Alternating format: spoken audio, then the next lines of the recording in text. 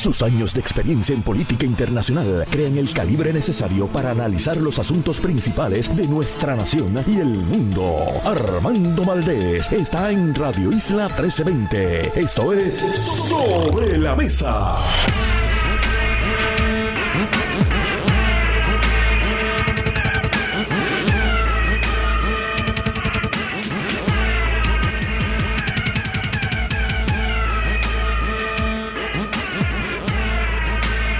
Buenos días, Puerto Rico. Soy Armando Valdés. Usted escucha Sobre la Mesa por Radio Isla 1320.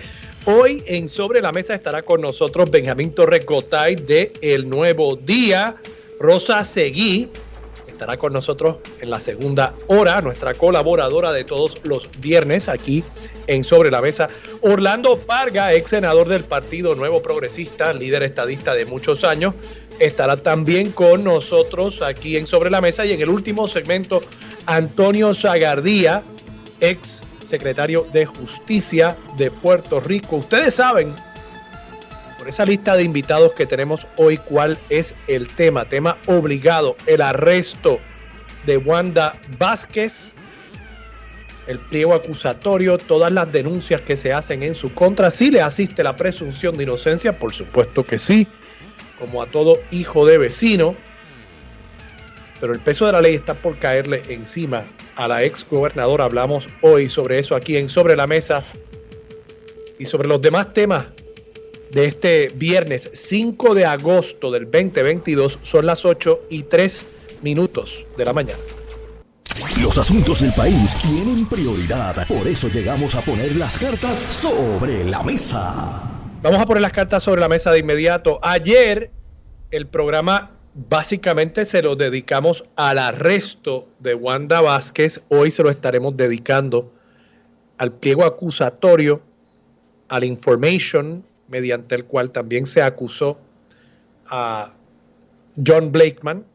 Blakeman, por lo visto, había aceptado su culpabilidad allá para marzo, y ese documento se había mantenido sellado, y ayer se devela públicamente como parte de todo el proceso para radicarle cargos, arrestar, fichar a la ex gobernadora, ex secretaria de Justicia, ex fiscal, ex procuradora de la mujer, Wanda Vázquez Garcet, cuya, para citar la portada del Nuevo Día, estrepitosa caída nos ha dejado a todos, a pesar de la información que ya había trascendido hace un tiempo, nos ha dejado a todos boquiabiertos.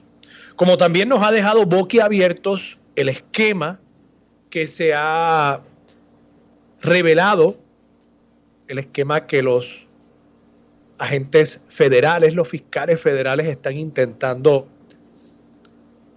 tejer con hechos diversos que en conjunto crean una narrativa acerca de otro esquema más de influencias para que la gestión pública fuese no en aras del interés público, sino en aras de los intereses privados. Y yo creo que tenemos que comenzar el análisis de este tema por ahí. Hay muchas ramificaciones, vamos a estar tocando diversidad de asuntos, pero quiero comenzar por la influencia de ese poderoso señor Don Dinero del sector privado en la política, algo que dentro de nuestro sistema político actual es inevitable, toda vez que el Tribunal Supremo de Estados Unidos le ha reconocido unos derechos incluso a las corporaciones sobre la expresión política que puedan hacer esas corporaciones. Y se entiende que el donar dinero es una expresión política protegida por la primera enmienda de la Constitución, y que las corporaciones tienen el mismo derecho que tengo yo, corporación como persona jurídica, yo como persona natural, a expresar mi pensar acerca del quehacer público de mi país. Y en la medida en que las corporaciones tienen ese derecho reconocido constitucional bajo la primera enmienda de la Constitución de Estados Unidos, no se le puede coartar, salvo unas contadas excepciones. Yo siempre uso el ejemplo. Yo tengo derecho a la libertad de expresión, pero si entro a un cine a gritar fuego, ese ejercicio de ese derecho excede aún los límites que permite, y son unos límites bastante amplios que permite la primera enmienda de la Constitución, porque estoy causando daño, estoy causando peligro a la integridad física de otros conciudadanos por medio del uso de esa expresión. Así que tiene sus límites, pero en la política son pocos los límites que tiene, salvo, como en este caso, que se utilice ese derecho a expresarse y a través del dinero a hacer que se exprese su posición, llevar eso al punto de que el ofrecimiento de esa expresión se convierte en un soborno. Y eso es lo que por lo visto ha pasado aquí. Y digo que hay que mirar el rol del sector privado porque lamentablemente me sospecho que si no fuesen los políticos que están hoy, si no fuese el PNP o el Partido Popular Democrático, si fuese el partido del Coquí, hubo un partido del Coquí, pues déjenme no usar ese ejemplo, el partido de la cotorra puertorriqueña y el partido de la boa boricua. Y si esos dos partidos se convirtieran en los mayoritarios, el de la boa y el de la cotorra, seguiríamos teniendo en Puerto Rico individuos como los alegados victimarios, en este caso, los alegados sobornistas, que intentarían tener acceso al poder público para sus propios fines a través de los políticos que elijan esas dos colectividades, la de la cotorra y la de la boa. Así que, siendo eso así, y probablemente lograrían, no digo yo que corromperían quizás al nivel que hemos visto tanto en el Partido Popular como en el Partido Nuevo Progresista, pero llegarían a alguien que tendría suficiente necesidad o que tendría suficiente avaricia como para aceptar el soborno y hacer algo a cambio de ese soborno. Entonces, podemos sacar a Wanda Vázquez, podemos sacar al PNP, podemos sacar al Partido Popular, pero si no enfrentamos el problema de corrupción que hay al interior del propio sector privado, pues no habremos hecho nada. No habremos hecho nada. Y en el pliego acusatorio de Wanda Vázquez hay un sinnúmero de personas. Algunas de esas personas ya uno puede razonablemente inferir quiénes son. Y hay unas personas ahí en esos pliegos acusatorios que no están acusados de nada. Y quizás no cometieron un delito o quizás los federales no tienen suficiente evidencia como para radicarles cargos. Pero sabían lo que estaba pasando. Sabían lo que estaba pasando. Y estaban azuzando a quienes sí ayer fueron acusados. Y estaban sentándolos a las mismas mesas en sus actividades sociales, en sus bodas, en sus hoteles de lujo en condado. Y se pavonean de los jets privados y se pavonean de los billones que trajeron a Puerto Rico. Y esa gente, y no digo yo no soy ningún amigo de Wanda Vázquez, de paso, yo la he criticado en este programa severamente y lo haré en unos instantes. Pero lo cierto es que Wanda Vázquez jamás en su vida había sido una política electiva, por lo menos. No había aspirado a un cargo político. Y estos billonarios de condado y de afuera, estos billonarios la sentaron a una mesa y la convirtieron, según alegan las autoridades federales, en una delincuente. Yo creo que Wanda Vázquez siempre le había gustado estar al margen, ahí justo, pegadita de la raya. Y por eso se buscó tantos problemas durante su carrera política. Este no es el primer rodeo de Wanda Vázquez, este es el más grande. La acusaron aquí los estatales. Sí, eso fue un rodeo regional. Ahora está en las grandes ligas. Pero, insisto, estos individuos cuyos nombres aparecen ahí, que son personas perfectamente bienvenidas en las casas de la alta sociedad puertorriqueña. Estoy hablando a ustedes, porque hoy seguramente se estarán rasgando las vestiduras diciendo: Wanda Vázquez, los políticos, qué malos son los políticos. Y ustedes que albergan a los que llevan al político a la corrupción.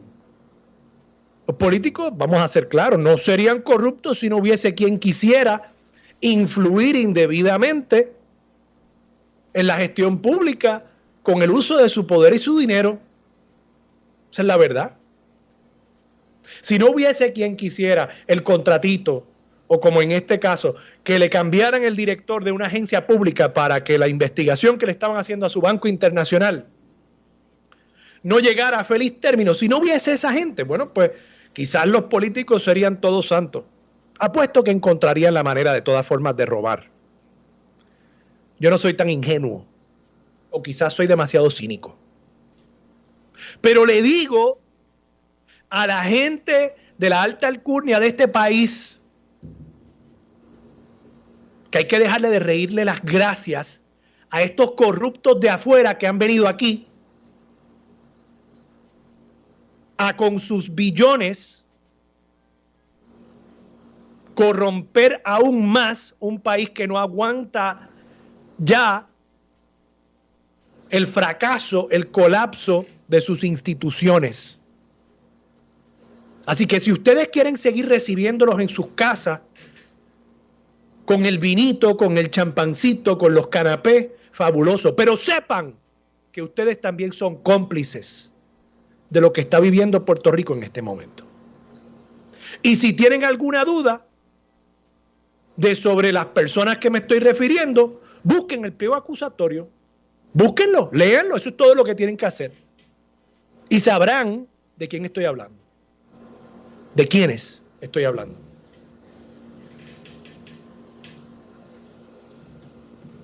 El esquema, básicamente lo que se había anticipado allá para el mes de mayo. Este banquero internacional venezolano se alega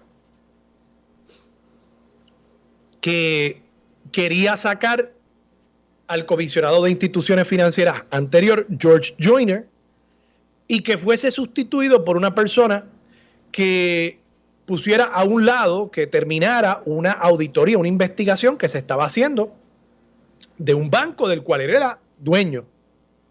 Colocan en ese puesto, efectivamente colocan en ese puesto, luego de sacar a George Joyner, a Víctor Rodríguez, creo que es el apellido. Y resulta, casualidad de casualidades, que Víctor Rodríguez era anteriormente un asesor, consultor de un comité de cumplimiento de Bancrédito, el banco envuelto en este esquema. Y por lo visto ellos pensaban que al haber colocado una persona que había trabajado con el banco, y yo creo que eso demuestra claramente la intención, si es que logran probar esos hechos, con colocar una persona en la oficina del comisionado de instituciones financieras que hubiese trabajado en Bancrédito, que esa persona entonces iba a ser más leniente en la investigación que se estaba realizando de ese banco. ¿Qué sucede? Le salió limón, como yo decía aquí ayer. Según se alega, este tal Víctor Rodríguez le dijo a John Blakeman, cuando él trató de intervenir en la investigación, le dijo: mira, El problema aquí es que como yo trabajé con Bancrédito, yo me estoy inhibiendo, yo no puedo participar, yo no puedo tener injerencia sobre cualquier tema que tenga que ver con Bancrédito. Así que le salió, dirán ellos, supongo que le salió Manilo el muchacho. Pero ¿qué pasa? Aunque no lograron su cometido final, sí lograron, por lo visto, que la gobernadora tomara acciones oficiales. Y eso es crítico en estos casos. Han habido casos anteriores donde hubo un intento de sobornar o de darle regalos a un funcionario público, pero si no se materializaba la acción pública específica conducente a la continuación del esquema criminal, se caía el caso. Incluso algunos casos, famosamente en apelaciones, se cayeron por esa misma razón. Pues aquí, los federales esperaron y grabaron y tenían una persona alambrada. Y finalmente, según alegan los federales, en efecto, la gobernadora tomó acciones oficiales, sacó a George Joyner, el anterior comisionado de instituciones financieras, y colocó a otra persona. Que luego, de nuevo, no le salió el esquema porque el tipo dijo, no, yo me tengo que inhibir. Allá abajo algún empleado de la comisión seguirá trabajando el tema de Bancrédito, pero yo no puedo intervenir. Está bien. Pero lograron, según alegan los federales, que la gobernadora tomara esa acción oficial, sacara a George Joyner y pusiera a una persona que a todas luces la intención era que, habiendo sido empleado de Bancrédito, fuese más leniente. Y todo esto fue a cambio, según alegan los federales, de cerca de $500,000 en donativos ilegales políticos a la campaña de la gobernadora y a un PAC del cual, entiendo yo, no se había tenido conocimiento hasta ahora, un PAC que pagó unas encuestas, que pagó unos consultores muy elegantes británicos, que incluso estaba tratando de montar un esquema paralelo de campaña para de esa manera, en teoría, ellos comprarse la fortaleza. Eso es lo que estaba sobre la mesa. Le pusieron un precio a la fortaleza y ellos querían comprarla. Y la tuvieron, según alegan los federales, por espacio de 1 año y medio. Pero ellos querían extender ese contrato de arrendamiento por al menos 4 años más. Y no lo lograron porque resulta ser que Pedro Pierluisi ganó la primaria. Ahora, ¿qué dice el information de John Blakeman acerca de otro funcionario público, el funcionario público B, que se enfrentó en primaria contra la funcionaria pública A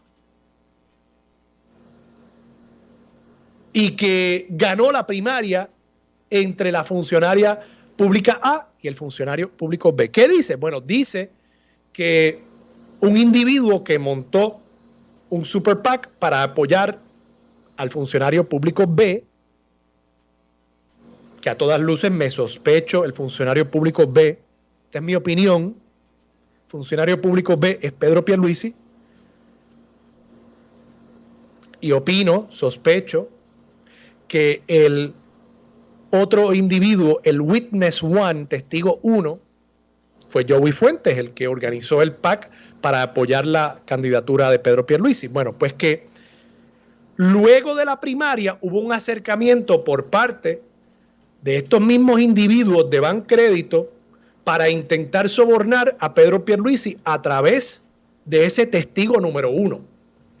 Y que no le funcionó porque resulta ser que el testigo número 1 ya estaba colaborando con las autoridades federales, estaba alambrado, se estaba haciendo pasar como representante del gobernador de Puerto Rico, Pedro Pierluisi, pero realmente estaba actuando bajo la dirección de las autoridades federales para seguir recopilando información y evidencia en el caso contra estos individuos.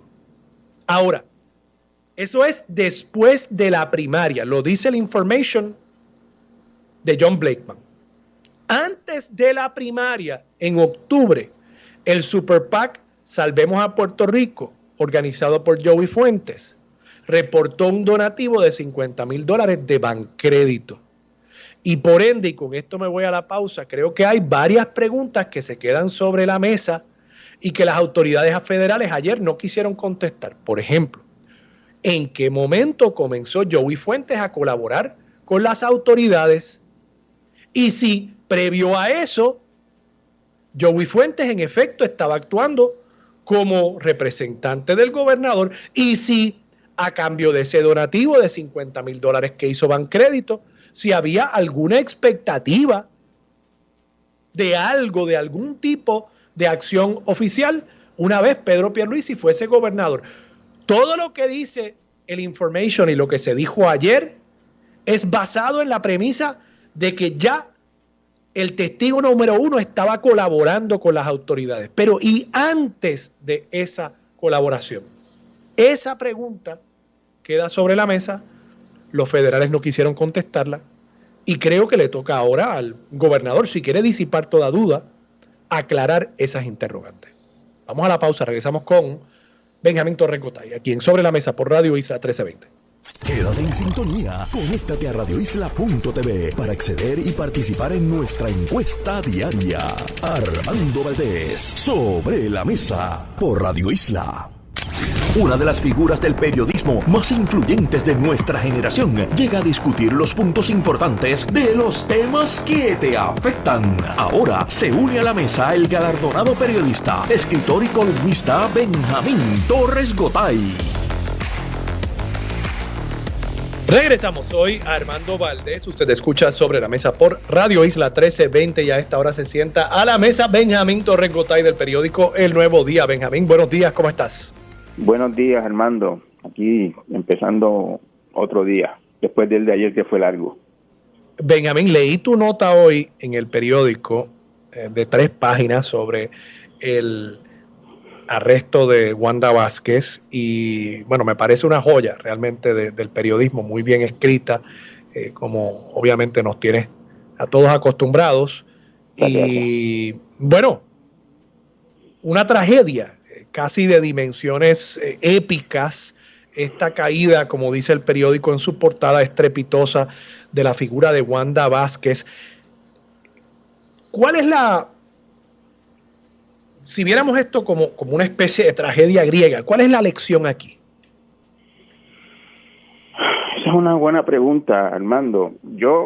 El análisis más panorámico, digamos, que hago de la figura de Wanda Vázquez es que ella, como uno diría, por carambola, porque nadie me convence a mí de que la llegada a la gobernación fue por pura carambola. Ella no lo planificó, y yo creo que ella era sincera cuando decía que no le interesaba, cuando estaban en el tajureo aquel de nombrar a Pedro Pierluisi secretario de Estado. Y creo que cuando llegó a la fortaleza se enamoró del puesto y del poder e hizo cosas en un intento desesperado y rápido, como ella no tenía experiencia en la política partidista. Ella era muy política de siempre, pero en esas lides de política partidista, de campañas electorales, etcétera, ella no tenía experiencia, y hizo cosas en ese intento desesperado por meterse en una primaria de un día para otro, que fue lo que la llevaron a esto. Yo pienso que si tú quieres hacer una analogía, digamos, con la mitología, pues recuerda el muchacho Ícaro, que voló muy alto y se acercó demasiado al sol y se quemó. Yo pienso que en el caso de ella hay algo de cera. ¿Perdón? Con alas de cera. Exacto. Pienso que con ella hay algo de eso, ¿no? Se elevó demasiado rápido y pues se quemó. Yo encuentro absolutamente insólito el que una mujer con tanta experiencia haya entrado en ese pacto, y como lo describe la acusación, ella era una participante directa. Ella en este caso no ocurrió lo que tú sabes bien que ocurre en otras campañas, que esos trueques lo hace gente de otro nivel, precisamente para que el candidato quede inmune a lo que pueda pasar. En este caso ella fue una participante directa, hay mensajes de texto de ella, hay una reunión con ella en la que se discute este esquema específicamente, todo esto según la acusación. O sea que ella metió la mano directamente en todo esto. Hemos visto acusaciones en otras campañas que el candidato queda exento porque no participa en eso. El candidato sabe que está llegando a la campaña, pero no le dicen de dónde viene, precisamente para que no le pase eso. Y en este caso, pues ya tuviste lo que pasó. Te pregunto, precisamente por eso que tú planteas, que ella participó activamente, pero a la misma vez estamos ante una figura que había sido fiscal, que había sido secretaria de justicia, que había participado en los task forces con los federales. Hay un video corriendo por las redes sociales hoy de ella con uno de los agentes del FBI que dirigía la oficina aquí, que ofreció el PON a la federal en Guaynabo. O sea, que esto no es una persona que no supiera las interioridades de cómo operan las agencias que investigan delitos en Puerto Rico. Entonces, siendo eso así, ¿vale hablarse de una persona que cayó en esto de manera insospechada, o es que Wanda Vázquez durante toda su carrera nos había ido dando indicios de que ella entendía que para ella la ley era otra? Una persona que siempre estaba llegando hasta la misma raya y quizás a veces cruzándola, pero como era tan marginal, el Estado no podía probarle el delito hasta que llegó a un punto donde pues el poder pero esa misma característica de su personalidad la llevaron a cruzar la línea e ir mucho, mucho más allá. Mira, yo lo que he escuchado de gente que conoce a Wanda Vázquez, que ha trabajado con ella por muchos años, es que ella no reconoce límites cuando tiene una idea, cuando quiere hacer algo, cuando quiere imponerse o lograr una meta, un propósito, una ambición, lo que sea, no reconoce límites y actúa de manera impulsiva, irascible, etcétera. Y no mide consecuencias. Eso parece ser lo que pasó aquí. Ella estaba empeñada en ganar esa primaria de una manera o de otra. Necesitaba dinero, necesitaba asesoría, necesitaba asistencia, y entró en este trato de esa manera tan temeraria, y le costó. Eso es lo que en este caso eso es lo que pasó, según lo tengo entendido, y en este caso se metió con gente en la que ya no influye demasiado, como es el gobierno federal, que operan en otras reglas. A nivel estatal, pues digamos que esto hubiese empezado con una investigación del gobierno del Departamento de Justicia de Puerto Rico. Pues lo hubiese estado haciendo un fiscal que ya la había conocido, probablemente le había hecho algún favor, conocía a la mamá, al tío, etcétera, y hubieran pasado cosas como esas, y quién sabe a dónde, si en algún sitio hubiese llegado la investigación. Pero está a otro nivel, y en este otro nivel en que está, pues no puede controlar el desarrollo de los acontecimientos. El rol de los privados en todo esto, Benjamín. Déjame hacerte una aclaración, sí, Armando, de un análisis que estaba haciendo sobre Víctor Rodríguez Bonilla, que nombraron a OSIF. Tú dijiste que él llegó y se abstuvo, y el plan del soborno no salió. Eso es lo que entendí de lo que había salido, pero corrígeme. La historia que yo he escuchado es la siguiente, que el hombre llegó con la idea de responder a los que lo habían nombrado, porque él fue elegido personalmente por Julio Herrera, y en la acusación hay alguna participación, no la recuerdo exactamente, del hombre preguntando, mira, no me acaban de nombrar, ¿qué está pasando?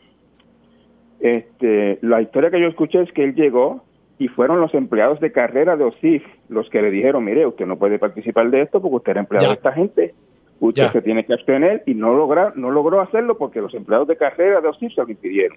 Esa es la historia que yo he escuchado. O sea que hasta lo podrían haber hasta protegido, entonces. no está acusado porque funcionó el gobierno. Los empleados de OSIF no sabrían las circunstancias en las que él llegó. Sí, claro. Pero ellos sabían que era un asesor de cumplimiento de Bancrédito. El problema que tenía Bancrédito era de cumplimiento, Por lo tanto, cuando él llega, las personas que están allí, el departamento legal, es la historia que yo he escuchado, le dicen, mira, señor, este tema usted tiene que abstenerse, usted no puede trabajar con esto, por esto y por esto, la ética, bla, bla, bla, todo ese tipo de cosas, y el tipo finalmente no pudo hacer lo que esperaba que hicieran los que lo nombraron. Benjamín, no sé si nos dé tiempo para discutir esto en este segmento, posiblemente en el próximo, así que te dejo sobre la mesa esta pregunta. El rol de los privados en todo esto. Hay una serie de otras figuras en el pliego acusatorio que no son acusados, pero que evidentemente son figuras de mucho dinero y de mucho poder, y muchos de nosotros podemos inferir quiénes son. Y creo que ese dinero, esa cantidad de dinero que habían traído, o sea, Puerto Rico antes había solo, en mi recuerdo, un billonario reconocido en el país por Forbes, que era el dueño de RG, Víctor Galán, y cuando se cayó las acciones de ese banco, pues, y desapareció ese banco, pues ya no es billonario.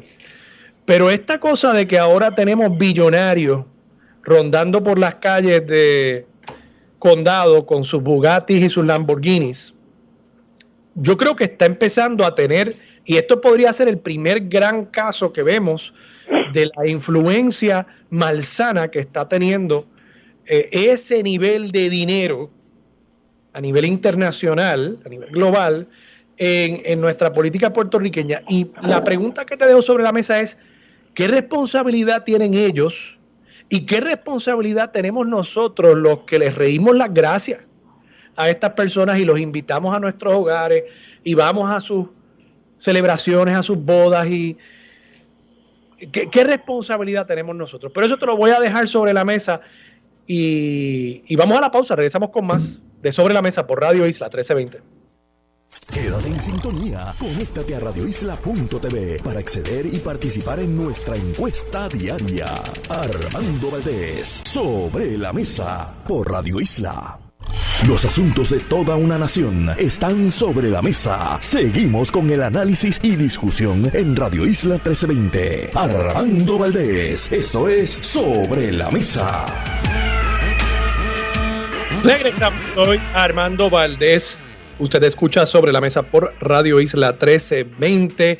Y amigo Radio Escucha, si necesita algo para limpiar el paladar, para los amantes del buen teatro, teatro público presente en Bellas Artes de Santurce, La Gaviota, una de las obras dramáticas más importantes del mundo. La Gaviota es la obra maestra del escritor y afamado dramaturgo ruso Anton Pavlovich Chekhov. Con su estilo único, ha cautivado y emocionado a su público donde quiera que se presenta. Usted tiene una oportunidad única de disfrutar La Gaviota desde este próximo sábado 3 de septiembre en Bellas Artes de Santurce. Boletos disponibles en tiquetera, dirigida por y protagonizada por Jacqueline Duprey, junto a un elenco estelar compuesto por Braulio Castillo, Linet Torres, Jorge Luis Ramos, Mario Roche, Joaelis Filipetti, Gabriela Sáquer, Luisra Rivera, Héctor Enrique Rodríguez y Jorge Alexander. La Gaviota, teatro del bueno, que hará aflorar todas tus emociones. Produce Alexandra Fuentes. Seguimos aquí con Benjamín Torres Gotay. Te dejé una pregunta sobre la mesa. El rol del sector privado, particularmente de estos billonarios, y nuestro rol como puertorriqueños también en abrirles las puertas, abrirles nuestros corazones a estos individuos que con cantidades astronómicas de dinero, ya vemos, comienzan a corromper también la política puertorriqueña desde afuera. Mira, Armando, yo no creo que Julio Herrera Bellutini haya sido siquiera residente en Puerto Rico. Me parece que él es propietario del banco que tenía operaciones en Puerto Rico, que son estos bancos que son una oficina y una secretaria. International Banking Entities. Exacto, que lo que sirven básicamente es para lavado de dinero. Eso es, y de hecho por eso eran los problemas que él tenía con la OSIS, porque había múltiples transacciones que no habían informado, relacionadas con transacciones dudosas que no habían informado a las autoridades, como es el deber de los bancos. De ahí era que venían los problemas. O sea que yo no sé si yo no sé si podemos, yo entiendo lo que tú dices con la... Pero en con el la pliego llegada. habrás visto que muchas personas que sí son residentes aquí fueron quienes aparentemente sirvieron de celestinos. Hay un relato en la acusación de una boda en la que era de un inversionista, en la que se sentaron a Wanda Vázquez con billonarios a propósito, con el propósito específico de que pudieran influirla. Hay un relato que habla alguien de que dice si nosotros nos vamos con Wanda gana y Julio Herrera dice aquí en esta mesa nada más hay $2 millones o creo que 2 millones es la cifra que menciona. Correcto. Pues sí, en ese sentido, pues hubo alguna participación aparentemente de un inversionista de 2022 en conectar a Wanda con las personas que la corrompieron, pero la verdad es que no hay ninguna acusación más allá de las dos personas, Julio Herrera, su asesor, y los dos, y Blakeman y la presidenta del banco. O sea que ese vínculo en este caso en particular no lo veo muy fuerte. Sí, como tú sabes, y yo he escrito, en términos generales me opongo a la concesión de estas incentivos contributivos, exenciones contributivas a personas que solamente por venir de afuera pues llegan a Puerto Rico y inmediatamente están en una posición ventajosa sobre los que vivimos aquí. Y el efecto de eso en la economía, tú sabes que ha sido mínimo y ha sido estudiado más de una vez y no es un gran efecto en la economía, y sin embargo está teniendo otras consecuencias como la gentrificación y la distorsión en el mercado inmobiliario y otras consecuencias. O sea que no estoy defendiendo ese sector, sencillamente estoy diciendo que en este caso en particular, me está claro. En este caso en particular no veo ese vínculo muy fuerte. Te pregunto, Benjamín, el gobernador de Puerto Rico, Pedro Pierluisi, los federales me parece que ayer fueron bastante enfáticos en que no hay ningún señalamiento ni en el pliego ni en el information de John Blakeman, pero hay unas lagunas en lo que sabemos acerca de los hechos y los federales no quisieron contestar preguntas sobre eso. Por ejemplo, una pregunta crítica que le hiciera una periodista sobre cuándo comenzó a colaborar con las autoridades el testigo número 1 que se especula, y por la descripción yo creo que es casi obvio, pero bueno, se especula que es Joey Fuentes. Y se dice que el testigo número 1, después de la primaria, después de la derrota de Wanda Vázquez, él estaba colaborando con las autoridades federales y actuando como si fuese un representante del candidato del oficial público B, que se entiende es Pedro Pierluisi, y que tratan de sobornarlo estos banqueros para los mismos fines que habían tratado de sobornar y habían exitosamente sobornado, según se alega, a Wanda Vázquez. Pedro Pierluisi, ¿tú crees que tiene todavía ciertas interrogantes que atender? Por ejemplo, él recibió un donativo público conocido de $50,000 de Bancrédito al PAC Salvemos a Puerto Rico, que era un PAC independiente, pero en efecto lo recibió. Entonces, yo creo que habría que uno preguntarse si él se reunió con este individuo, qué se le pidió, si en efecto en algún momento antes de que Joey Fuentes comenzara a colaborar con las autoridades federales cuando ya lo habían cogido, si en algún momento él en efecto estaba comportándose y representándose como un intermediario para el candidato. Y claro, recordar también que Joey Fuentes, según se ha dicho, era una persona íntimamente vinculada con el gobernador desde su época de universitario.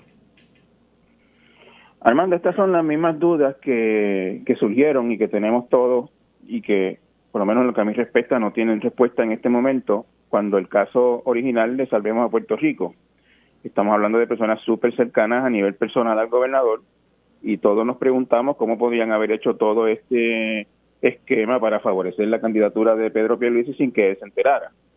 Pero pues evidentemente las autoridades federales o no tienen información o no la comparten todavía, o es parte de una investigación.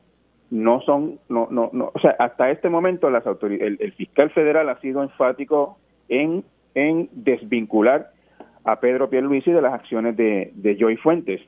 Y en el caso de ahora de Bancrédito, la impresión con la que yo me quedé es que no hubo en ningún momento, o sea, que desde el primer momento la intención de Joy Fuentes o de quien fuera esa persona que mencionaba en el indictment era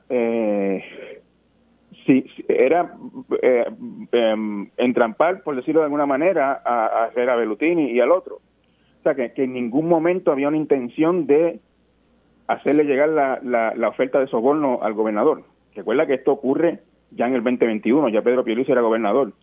No estamos hablando en este caso de un candidato.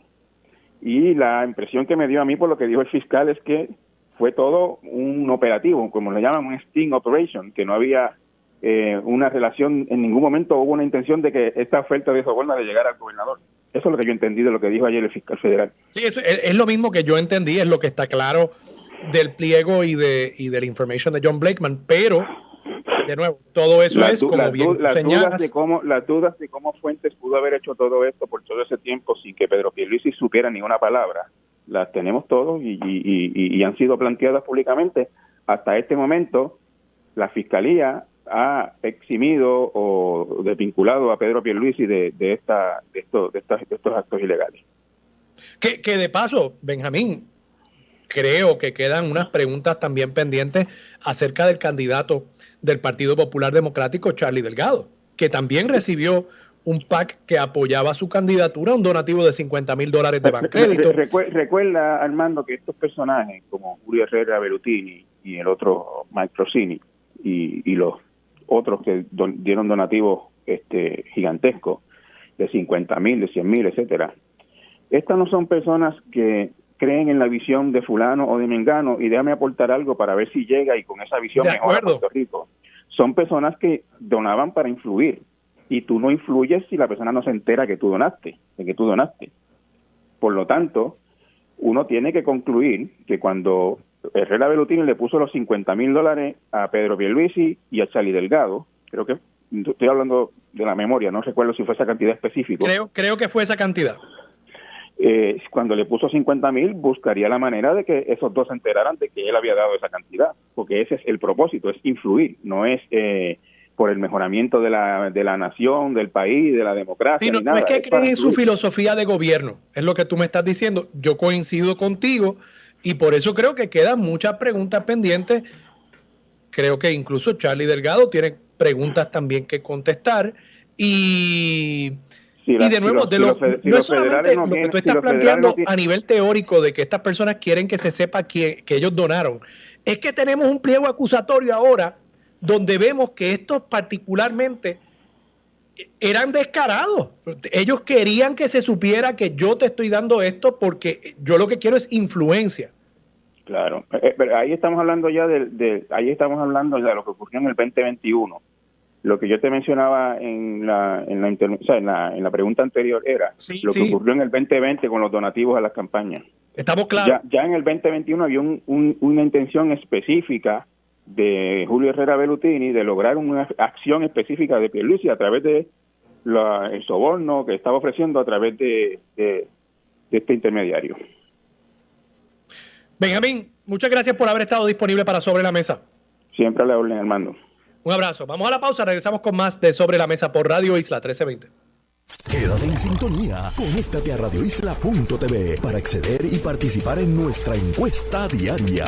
Armando Valdés, Sobre la Mesa por Radio Isla. Su compromiso con la justicia social, los derechos humanos y la equidad la convierten en pieza clave para discutir los temas sobre la mesa. Ahora se une a la mesa la licenciada Rosa Seguí Cordero.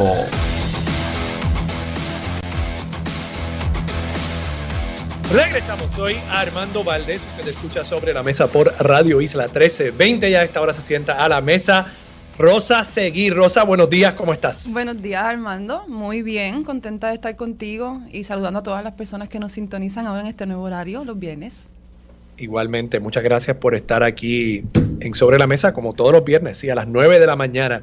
Rosa, necesito, por supuesto, tu reacción a este arresto de la exgobernadora Wanda Vázquez. No es algo para uno alegrarse. Correcto. Pero ciertamente el que se señale, se identifique y se ajusticie a las personas que están cometiendo delitos contra la confianza pública en las instituciones de nuestro país es algo que como mínimo debemos celebrar, a la vez que lamentamos el que sigamos viendo estos casos. Pero claro, por el hecho de lamentarnos no podemos esconderlos, y si están pasando hay que identificarlos, y si el dinero está tratando de hacer lo que no pueden lograr a través de los votos, pues eso hay que denunciarlo. ¿Qué te parece a ti? Sí, estoy de acuerdo en que pues no tenemos nada que celebrar, pero que sí es algo positivo que se estén investigando las campañas políticas, la forma de hacer campañas y por supuesto las influencias, que creo que es lo que sobresale de este pliego acusatorio. Es como mayormente un sector empresarial está tratando de hacer negocios en Puerto Rico a través del inversionismo, financiando con fondos privados campañas políticas. Y yo creo que diste en el clavo, entre líneas, Armando, de que esto ha venido sucediendo y continúa sucediendo. Así que independiente de lo que tenemos ahora mismo, ¿verdad? Pues no ha funcionado, no ha sido suficiente ni para aliviar el problema de la corrupción, porque este cuatrenio, pues tenemos que decir que no han parado los arrestos. No ha parado. No se han detenido y continúa entonces escalando las figuras, ¿verdad? Que han sido arrestadas y acusadas. Tristemente tenemos, ¿verdad?, la historia en Puerto Rico, secretarias y secretarios de educación, tenemos recaudadores también, ¿verdad?, como el caso de Anaudi, así que en todas las esferas en la que existe, ¿verdad?, la posibilidad de necesitar dinero, en este caso se ve en Puerto Rico y vemos que todavía han habido medios noticiosos que nos presentan constantemente o con relativa frecuencia cuánto han generado las campañas políticas, los distintos partidos políticos en recaudos. Y se ha entendido, ¿verdad?, como si fuera tipo carrera hípica, ¿verdad?, que una carrera por quien más tiene, como si esa fuera, ¿verdad?, lo que asegure el triunfo electoral. Todo está centrado en esto. Y pues vemos, ¿verdad? Ahora lo podemos leer. Todo lo que se trata de hacer, ¿verdad? Esa interferencia empresarial para tratar de lograr unos beneficios, unos acomodos que ¿verdad?, las personas trabajadoras, la clase trabajadora en Puerto Rico no tiene esa influencia, no tiene ese acceso y no consigue, ¿verdad? No tiene el dinero para poder lograr conseguir lo que aparenta que se ha conseguido a través de estos esquemas fraudulentos. A donde voy, Armando, ¿verdad?, la propuesta que tenemos que por fin considerar con mucha seriedad en Puerto Rico, que es que tenemos que transformar la ley de financiamiento de campañas políticas y por supuesto también, ¿verdad?, que hemos venido hablando en este espacio poco a poco de distintas propuestas también al Código Electoral. Por ejemplo, tenemos la situación de cómo llenar las vacantes de las alcaldías y de legislatura por distrito. Así que esa es una alternativa que se tiene que por lo menos dar paso en la legislatura. Son medidas que están estancadas, pero tenemos que buscar opciones distintas de financiamiento de las campañas políticas en Puerto Rico. No es nuevo, ¿verdad? Se viene diciendo, y aunque existe un tipo de híbrido en Puerto Rico, donde sí se hace un pareo de fondos, ¿verdad?, público, pero tienes que tener, o sea, cualquier persona, entidad, tiene que tener una cantidad sustancial de dinero para entonces poder acceder a ese fondo de dinero público. Y cuando hablamos de fondos públicos, qué bueno que ahora tenemos este espacio más amplio para hablar, Armando. porque no nos limitamos al dinero. Y aunque parecería, y quizás va a haber una resistencia y se va a querer hacer creer que cuesta más el financiamiento público, pues es todo lo contrario, y esto lo hemos visto más que nunca, como digo, en este cuatrenio. Ya son demasiadas los arrestos, las alcaldías y las posiciones importantes que se quedan vacías, ¿verdad? Y que crean un desfase, que paralizan trabajo y obras que benefician al pueblo de Puerto Rico, a las residentes de los municipios, a la ciudadanía en general. Se laceran, se interrumpen, y pues se sigue perdiendo la confianza en nuestras instituciones. El costo que esto tiene, o sea, y creo que traes un punto importante, interesante acerca de el costo que a veces se señala, porque es más evidente, es más fácil de cuantificar. Mira, si nos vamos con un sistema de financiamiento público de campañas en Puerto Rico, pues nos va a costar tanto, 20, 30, 40 millones de dólares. Bueno, ok.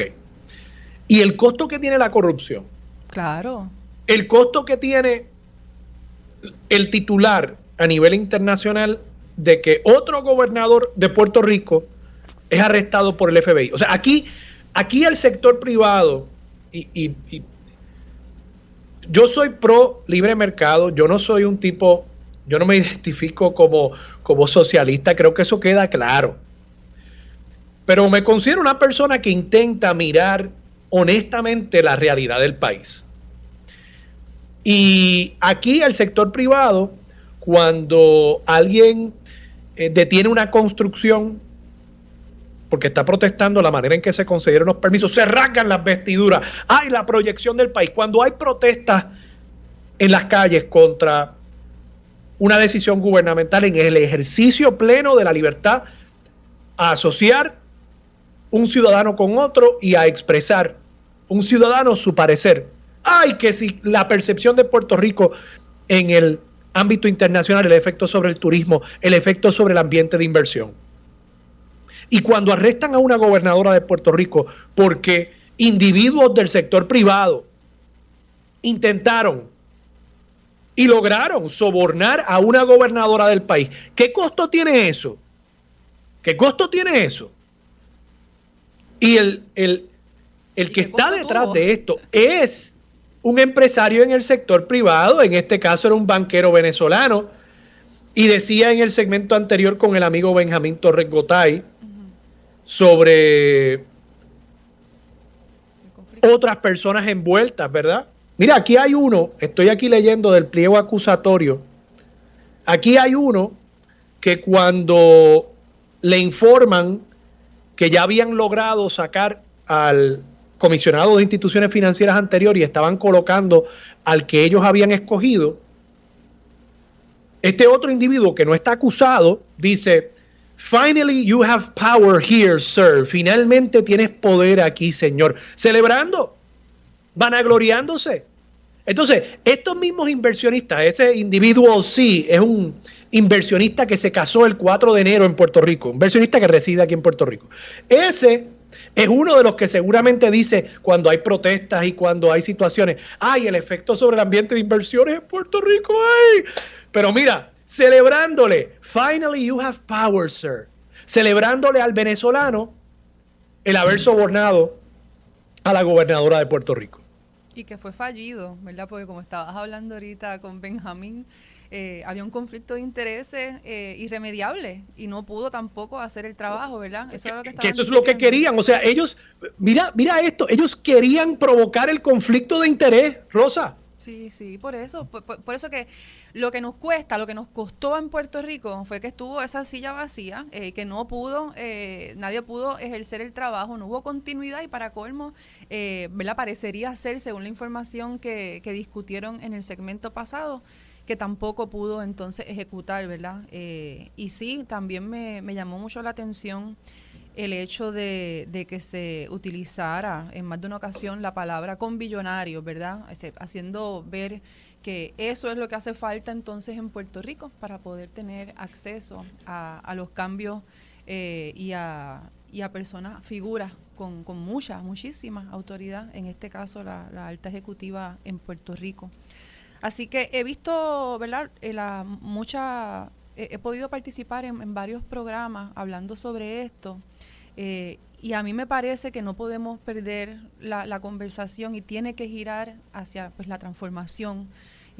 Sabemos que no es enmendable, ¿verdad? No ha sido suficiente las enmiendas, no han sido suficientes tener oficinas dedicadas a esto, pues porque ha sido internacional, ¿verdad? Que es una de las trabas que tiene, y que lo ha dicho la Oficina del Contralor Electoral en Puerto Rico, que ha podido, a raíz de intervenciones, ¿verdad?, en otras jurisdicciones, y de estos pliegos acusatorios y de estas acusaciones, ¿verdad?, porque no se limitan a estas, sabemos que han habido otras y que se han declarado culpables ya, basados en estos esquemas.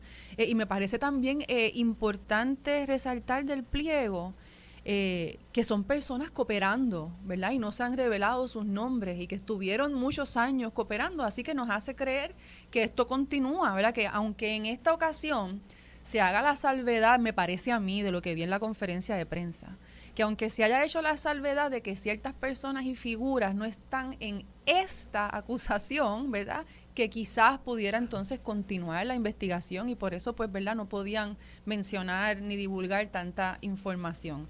Así que yo creo que esto va a continuar, pero insisto, ¿verdad?, que esto va a ser insuficiente si no cambiamos las reglas, ¿verdad? Hemos continuado con las mismas y esto lo que ha ido es incrementando. Y lo vemos, ¿verdad?, los contratos, los servicios, los movimientos, tener acceso a esas personas del gabinete, altas ejecutivas, ¿verdad?, que crea un problema también con los nombramientos, ¿verdad?, y nos hace pensar que hay muchas otras cosas que tenemos que ir cambiando y darle más participación democrática a las personas. Quizás esa figura de estar nombrando absolutamente tantas posiciones, ¿verdad?, judicatura, fiscalía, tenemos los jefes y secretarias de gobierno, todos en una figura. Así que, y también, ¿verdad?, tengo que insistir que el proceso de los nombramientos, de las vistas públicas en la legislatura, también es difícil, es accidentada, no siempre llegan los informes, no siempre se celebran vistas públicas para unas posiciones muy importantes como en la judicatura, ¿verdad? Tenemos aquí que se han tenido que aprobar y se han nombrado jueces y juezas que no han pasado por vistas públicas. Así que todo el proceso tenemos que repensarlo, y me parece que no aguanta más una transformación profunda de lo que estamos haciendo. Yo creo que las herramientas están, yo creo que las propuestas están, ¿verdad?, de parte de distintos partidos políticos que han hecho estas propuestas, que continúan presentando medidas para cambiar la forma de hacer las cosas. Así que mientras las administraciones, ¿verdad?, mientras quienes dominan los cuerpos legislativos y las agencias se nieguen, en este caso el Partido Popular Democrático y el Partido Nuevo Progresista, se nieguen a hacer las cosas de una manera distinta y que se ha probado que funciona en otras jurisdicciones, y que sabemos, ¿verdad?, aunque haya algo que todavía no sepamos que funciona, la certeza es que lo que tenemos no. Eso es innegable. Ha llegado a todas las figuras y, como tú dices, 2 veces ya a la gobernación. Así que sí, el pueblo no quiere continuar así, ¿verdad? Tenemos que recuperar un poco de esa alegría que nos trae resistir a lo que nos está sucediendo, ¿verdad? Cuando nos unimos como pueblo, yo uso como ejemplo los conciertos de Bad Bunny durante las pasadas semanas, ¿verdad? Un espacio donde con alegría, de sentirnos juntos, de disfrutar, pero también de resistencia, ¿verdad? Reconociendo que las cosas no están bien y que tenemos que cambiarlas. Por supuesto, ¿verdad? Se dirigió a la figura del gobernador en este momento, que sí, que es la persona, ¿verdad?, que está dirigiendo el país, que nos tiene en un 36% de positividad de COVID, ¿verdad? Las cosas no están bien, y no se ven bien las cosas para ninguno de los dos partidos, ¿verdad? Mientras continúen estos arrestos en masa por corrupción, por soborno, y por permitir que los fondos del pueblo de Puerto Rico destinados para Puerto Rico se desvíen, ¿verdad?, de una manera corrupta, y no puedan nunca utilizarse a favor nuestro. Rosa, te pregunto, ¿cuál es tu percepción sobre el ambiente en el país en el que Wanda Vázquez va a enfrentar la justicia. Te pregunto porque ella no es la primera gobernadora en ser acusada en nuestra historia. El gobernador de Puerto Rico, Aníbal Acevedo Vilá, fue acusado siendo gobernador, aspiró a la reelección, pierde las elecciones del 2008, pero posteriormente en el 2009 es absuelto por un jurado de sus pares. Por unanimidad, en 3 horas lo declararon no culpable. Pero creo que ese país hace 14 años era muy distinto al país hoy. Y me sospecho que el jurado que se sentaría hoy para ver un caso como el de Aníbal, o el que se estará sentando quizás el año próximo para ver el caso de Wanda, es un jurado compuesto por unos individuos muy distintos, unos puertorriqueños y unas puertorriqueñas muy distintos, por diversas razones, por la recesión económica, por los huracanes, por los terremotos, por la corrupción, por el verano del 19, porque ya no nos quitamos. ¿Tú coincides conmigo? ¿Y cómo eso puede afectar la defensa de Wanda Vázquez? Por supuesto que estoy de acuerdo contigo en que ha habido un cambio de circunstancias en Puerto Rico, tanto en el parecer de las personas, ¿verdad? Cosa que se reflejó en las elecciones del 2020, ¿verdad? Vimos cómo ha habido un descenso de los partidos tradicionales y un aumento en los votos de partidos emergentes, nuevos, y el Partido Independentista Puertorriqueño.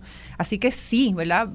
Lo notamos y lo vemos y lo podemos contabilizar, ¿verdad? Aunque sabemos que fue de las elecciones más accidentadas, por decir una palabra liviana, incluyendo, ¿verdad?, 2 primarias, porque hubo el intento fallido inicial, ¿verdad? Así que hubo muchísimos tropiezos, especialmente con la unidad 77 de voto adelantado.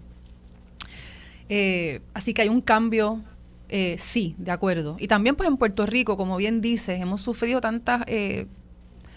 Los embates de los huracanes Irma y María, la pandemia, la secuencia sísmica, la Junta de Control Fiscal, la quiebra, son demasiados cantazos que ha recibido nuestro pueblo, pero también, ¿verdad?, el gobierno, las instituciones.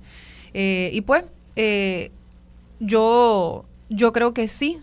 Yo creo que la figura de Wanda Vázquez, que lleva décadas, ¿verdad?, en el servicio público, pues ha creado muchas controversias. Esta no es la primera. Y sabemos, ¿verdad?, que porque participamos de varias manifestaciones durante el verano del 2019 pidiendo la renuncia, ¿verdad?, de muchas consignas de Wanda Vázquez en contra de su ejecutoria. Y a donde voy con esto es que ha habido, ¿verdad?, se ha ido calentando la animosidad de las personas en Puerto Rico por todas estas situaciones que el gobierno no ha dejado adecuadamente. Tenemos durante los momentos el momento de más necesidad en Puerto Rico, donde no había luz, no se encontraba agua, no se encontraba comida, y habían alrededor de 7 almacenes, y eso pues laceró muchísimo y dolió muchísimo, y las personas que perdieron familiares, amigos, ¿verdad?, porque son miles de personas que murieron como consecuencia de la negligencia gubernamental con el paso de Huracán María. Y Wanda Vázquez es una de esas figuras que se identifica con ese desastre, ¿verdad? Y Wanda Vázquez también la identificamos con el verano del 19. Y luego entonces le dice al pueblo de Puerto Rico que no quiere correr, que no es política, luego corre, luego vemos una flota de automóviles para las primarias, ¿verdad? Hubo un cambio drástico. Y me parece que son tantas cosas las que se han ido acumulando en contra de la ejecutoria de Wanda Vázquez, como por ejemplo también que favorecía la pena de muerte en Puerto Rico, no solo en las acusaciones que ella llevaba como fiscal, sino también entonces como procuradora de las mujeres, que insistió en que las mujeres deberíamos tener armas para poder protegernos de la violencia doméstica, ¿verdad? Así que hay muchas situaciones en las que el pueblo de Puerto Rico ha sufrido a causa de las acciones y la ejecutoria del servicio público de Wanda Vázquez, y me parece que quizás, ¿verdad?, son cosas distintas, aunque relacionadas, las acusaciones de Acevedo Vilá y de Vázquez Garcet, pero puede ser que sí, Armando. No lo había analizado desde esa forma, pero quizás yo estoy de acuerdo en que estamos en un cambio de circunstancias en Puerto Rico. Pero en cuanto a lo que puede hacer o no un jurado, ¿verdad? Pues yo tengo que tener la esperanza de que van a determinar responsablemente. Así que tendremos que esperar a ver qué sucede, ¿verdad? Porque no sé si recuerdas que el último juicio en contra, o regla 6 de Wanda Vázquez, o llegó a ser juicio, ahora ni recuerdo. No, fue vista de causa para juicio. Pues ahí, pues eso no prosperó, ¿verdad? No. Pero vimos que tampoco fue una presentación. Claro, ahí no hubo un jurado, ahí hubo un juez. No hubo jurado, pero lo que quiero decir es que la ejecutoria en ese caso del proceso, no de la jueza, ¿verdad? Pues vimos, y pues como abogada nos hace parecer, ¿verdad? Que no se pudo probar de lo que se le acusaba, ¿verdad? Y eso es hablando estrictamente de cómo se presentan los casos, así que tenemos que ver qué es lo que sucede en la Corte Federal con esto. Pero yo creo que si se continúan las investigaciones, como nos ha mencionado el FBI, ¿verdad? Que esto es un pliego, pero continúa, vamos a continuar viendo más de esto. Tristemente. Rosa Seguí, muchas gracias por haber estado disponible para Sobre la Mesa. Quedan otros temas, tenemos que regresar a nuestro temario usual, pero supuesto. Claro, este asunto requería sin lugar a duda de una profundidad que le hemos podido dar durante el día de hoy. Gracias, Rosa. Sí, seguro que sí, hasta el viernes próximo. Vamos a la pausa, regresamos con más de Sobre la Mesa por Radio Isla 1320. Quédate en sintonía, conéctate a radioisla.tv para acceder y participar en nuestra encuesta diaria. Armando Valdés, Sobre la Mesa por Radio Isla. Los asuntos de toda una nación están sobre la mesa. Seguimos con el análisis y discusión en Radio Isla 1320. Armando Valdés, esto es Sobre la Mesa. Regresamos, soy Armando Valdés, usted escucha Sobre la Mesa por Radio Isla 1320 y a esta hora está en línea telefónica el ex senador del Partido Nuevo Progresista, Orlando Parga. Buenos días, senador, ¿cómo está? Buenos días, Armando. Saludos a ti y a la gente buena que nos escucha. Gracias por estar disponible para Sobre la Mesa. Le pregunto, ¿qué impacto, si alguno, tiene una situación como la que enfrenta la gobernadora a nivel de Estados Unidos, donde muchísimos medios, entre ellos el Wall Street Journal, lo tiene hoy en su edición impresa, cubren la noticia del arresto y las acusaciones de la gobernadora Wanda Vázquez, particularmente en el contexto de la discusión que se da en Washington acerca del estatus de Puerto Rico y la posible admisión de Puerto Rico como Estado? Bueno, sin duda le da armas a todas las personas que tengan posiciones contrarias a nuestra aspiración de convertirnos en Estado de la Unión Americana. Sin duda le da armas a todo el que tenga intereses políticos, económicos, encontrados con los de Puerto Rico, y abona a una descripción de que Puerto Rico es una comunidad donde la corrupción nos ahoga, y que no se puede confiar en la estructura gubernamental del territorio de Puerto Rico, y eso pues ciertamente pues es desastroso, no tan solo en términos políticos sino en económicos y en principio del prestigio colectivo de nosotros como pueblo. Eso que usted plantea, senador, sobre el costo que tiene, más allá del tema político del estatus, el costo que tiene en cuanto al prestigio del país. Hablaba con la licenciada Rosa Seguí en el segmento anterior y le planteaba que aquí muchas veces cuando hay protestas en el ejercicio de nuestros derechos democráticos, que en todo caso debería ser una celebración de la realidad de nuestra solidez como un país donde hay el respeto para la asociación, la libertad de expresión y otros. Cuando eso sucede, el sector privado, muchos individuos, empresarios, se rasgan las vestiduras y dicen que eso va a afectar el ambiente de negocios en Puerto Rico, el ambiente de inversión. Pero cuando pasan casos como estos, no veo la misma reacción y sí veo, por lo menos en los pliegos que se han publicado hasta el momento, una participación muy activa de individuos que antes se ufanaban de ser grandes líderes y que algunos todavía se ufanan de ser grandes líderes del sector privado en Puerto Rico. ¿Qué le parece a usted? Bueno, la corrupción no viene únicamente del sector político, ¿no? Viene del sector privado, que es el que invierte y el que busca favorecerse,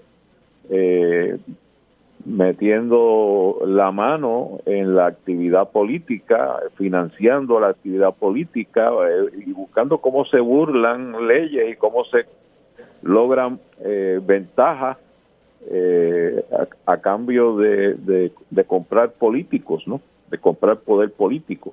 Y eso se da en todas las jurisdicciones del mundo, en todas las jurisdicciones de Estados Unidos, pero eso no es consuelo.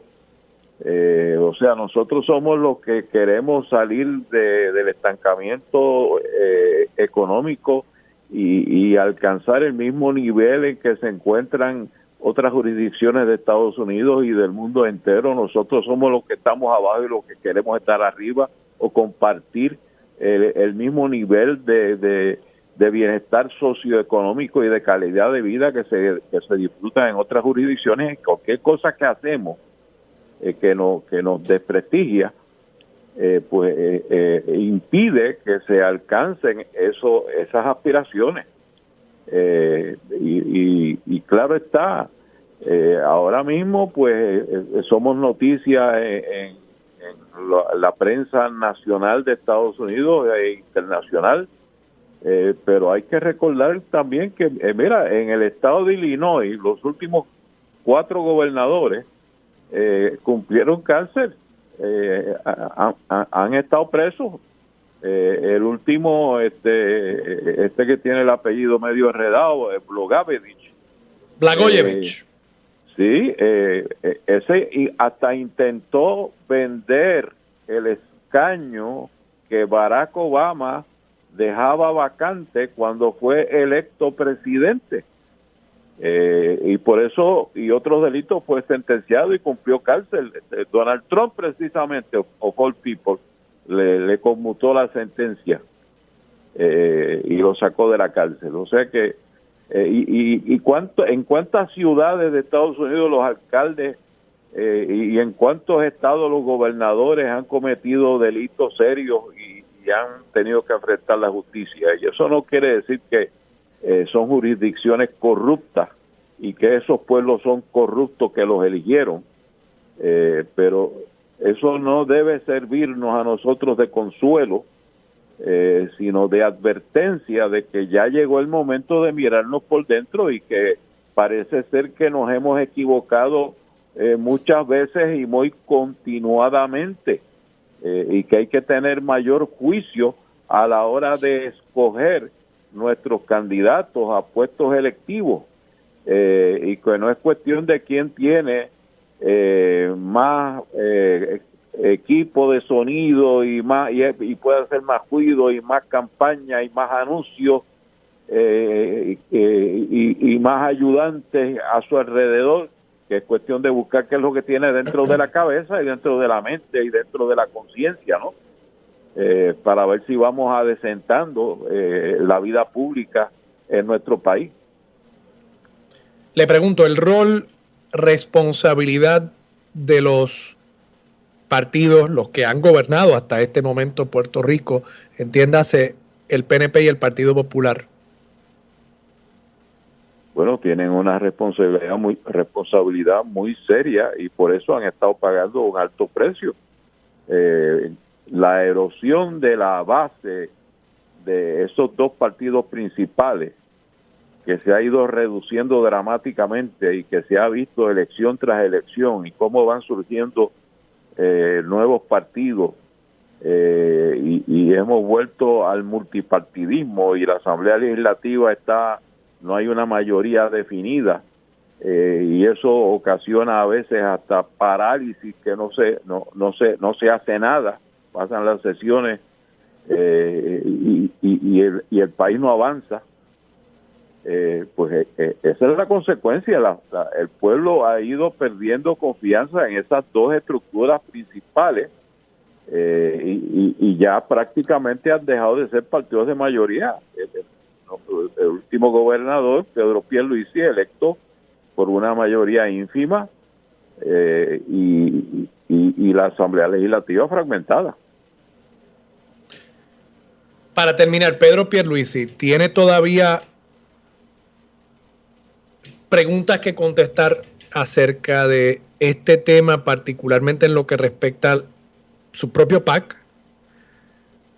Se alega en el pliego acusatorio, el information, por lo menos de John Blakeman, que había un testigo, witness número 1, que había organizado un super PAC para apoyar la elección de Pedro Pierluisi. Se sospecha, aunque los federales no lo han confirmado, se sospecha que Joey Fuentes, esa figura, que ya él se habría declarado culpable por un esfuerzo para blanquear donativos que venían de entidades privadas hacia ese PAC. ¿Usted entiende que Pedro Pierluisi todavía tiene explicaciones que dar, particularmente a la luz de un donativo que recibió ese PAC de $50,000 de Bancrédito? Yo creo que sí, que dentro del clima que estamos viviendo, Pedro Pierluisi y cualquier candidato de pasadas elecciones que recibiera donativos del sector privado, esa modalidad de los super PACs, y de que súbitamente de repente pues aparecen con toneladas de donativos, y entonces unas campañas ostentosas, dramáticas, inundando los medios de comunicación. Eso es dinero fácil. O sea, nadie da nada a cambio de nada. Están donando menos estas cantidades de dólares. Y menos estas cantidades, Parga. O sea, estamos hablando, esto no es que alguien le pidió 2 pesitos en la luz.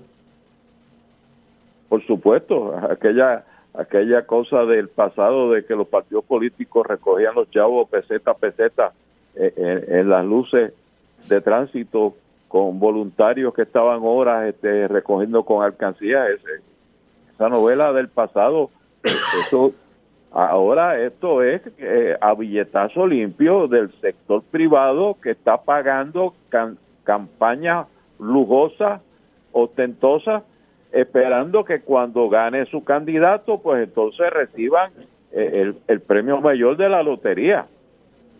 O sea, la costura está bien clara, y eso hay que acabarlo en Puerto Rico, porque en primer lugar el pueblo ya perdió la confianza en sus instituciones democráticas, y un pueblo que no confía en su gobierno, en la misma gente que elige, pues no puede prosperar, se está estancado, estamos en medio de un lodazal y no avanzamos. Parga, muchas gracias por haber estado disponible para Sobre la Mesa. Siempre. Era el ex senador del Partido Nuevo Progresista, Orlando Parga. Vamos a la pausa, regresamos con Tony Zagardía. Eso es lo próximo aquí en Sobre la Mesa por Radio Isla 1320. Quédate en sintonía, conéctate a radioisla.tv para acceder y participar en nuestra encuesta diaria. Armando Valdés, Sobre la Mesa, por Radio Isla. Los asuntos de toda una nación están sobre la mesa. Seguimos con el análisis y discusión en Radio Isla 1320. Armando Valdés, esto es Sobre la Mesa. Regresamos. Soy Armando Valdés. Usted escucha Sobre la Mesa por Radio Isla 1320 y a esta hora está con nosotros el exsecretario de Justicia, Tony Zagardía. Buenos días, licenciado, ¿cómo está? Armando, buenos días. Un placer hablar contigo. Ya tiempo no hablábamos. Gracias por siempre estar disponible para Sobre la Mesa y para Radio Isla 1320. Tony, te pregunto, ¿leíste el pliego acusatorio, leíste la information de John Blakeman? Sí, estoy más o menos al día. Ayer tuve que dar muchas entrevistas sobre este tema. Lo notarás en la voz. Sí. Armando, en documentos, en papeles, Wanda Vázquez tiene un caso complicado. En contra de ella. Hay testigos, hay colaboradores de ella. Está el señor Blakeman, que era asesor de ella. Está Lilian Sánchez. Está Marisol Blasco. Y yo no sé si el italiano y el venezolano cooperarán. Llegarán a unos acuerdos colaborativos también. Me parece que es un asunto... No me tienen cara esos dos de ser gente que quiera pasar mucho tiempo en una celda, en la cárcel, ¿verdad? Me parece que son... No son criminales duros. Y si el italiano se mete en la embajada italiana en España, Italia no tiene tratado de extradición con los Estados Unidos. No sé si ya están detectados. Asumo que este tiempo que ha tardado desde donde Luis Plaza indicó que era un caso técnico, eso fue hace como 2 meses más o menos. Me imagino que el caso tardó por 2 razones, yo creo. Uno, fortalecer, aunque él dijo que los fiscales habían dicho que el caso estaba listo, y ubicar a las 2 personas que no estaban en territorio norteamericano, que estaban en Europa. Hacer gestiones con los países. Yo creo que estaban en ese trámite.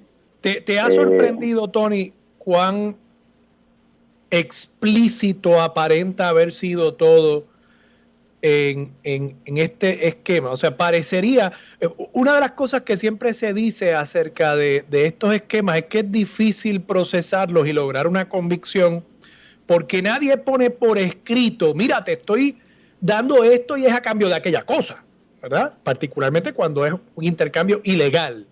Pero aquí me ha sorprendido y te pregunto a ti si te ha sorprendido a ti también, lo explícito, lo abiertamente que estas personas decían, mira, yo te voy a ayudar, pero es a cambio de esto. Mira, es como, utilizando un ejemplo de deporte, es como el dirigente que da un timeout y reúne a sus jugadores en privado y le dice a todo el mundo las instrucciones que le están dando a los jugadores. O el coach de tercera base en béisbol, que en lugar de dar una señal, se la grita al bateador. Sí, llama la atención que como que al nivel que este caso se dio, según las alegaciones por escrito, como que no hubo mucha finura, mucha fineza, era muy burdo todo. Mira, recuerda, la gobernadora está al tanto de esto, sí. Ayer una periodista le preguntó al fiscal federal que si Wanda Vázquez estaba al tanto de todo esto que se estaba pasando, porque muchas veces es muy difícil y peligroso que unos asesores hagan y hagan cosas por su lado y tú no se lo puedes imputar directamente al jefe a menos que lo vincules de alguna manera. Yo recuerdo cuando grabaron a Angie Rivera Ventura, que en la grabación Angie Rivera decía, si el gobernador se entera de esto me vota, y eso salió en la grabación que Cookie Ventura le hizo a Angie Rivera. Pero volviendo al tema de que estamos hablando, me parece que es muy fácil para los federales establecer ese esquema, esa conspiración, y para que la gente sepa. Porque hablaban mucho, por lo visto los que estaban envueltos aquí, los que estaban pidiendo, dando chavos y pidiendo acciones a cambio, eran bastante obvios en cuanto a su comportamiento.